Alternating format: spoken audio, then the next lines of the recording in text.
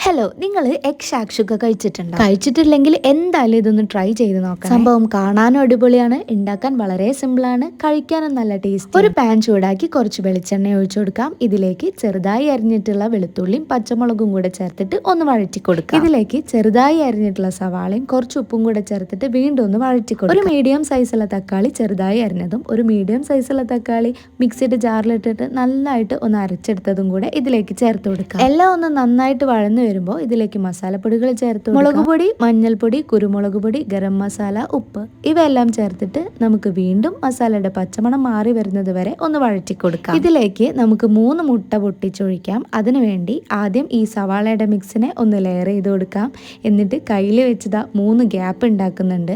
ഈ 3 ഗ്യാപ്പിലും നമുക്ക് ഓരോ മുട്ട വീതം പൊട്ടിച്ചൊഴിച്ചു കൊടുക്കാം. ഇനി ലോ ഫ്ലെയിമിലിട്ട ശേഷം ഈ മുട്ടയൊക്കെ ഒന്ന് വെന്ത് വരുന്നത് വരെ നമുക്കൊന്ന് അടച്ചു വെച്ച് വേവിക്കാം. ഇപ്പം എല്ലാം നല്ലപോലെ സെറ്റായി വന്നിട്ടുണ്ട്. അവസാനമായിട്ട് ഇതിൻ്റെ മുകളിൽ കുറച്ച് മല്ലിയിലയും കൂടെ ഇട്ട് കൊടുത്താൽ സംഭവം റെഡി. അപ്പോൾ എല്ലാവരും ഒന്ന് ട്രൈ ചെയ്ത് നോക്കണേ. ആൻഡ് വീഡിയോ ഇഷ്ടപ്പെട്ടാൽ ചാനൽ സബ്സ്ക്രൈബ് ചെയ്യാനും സപ്പോർട്ട് ചെയ്യാനും മറക്കരുത്.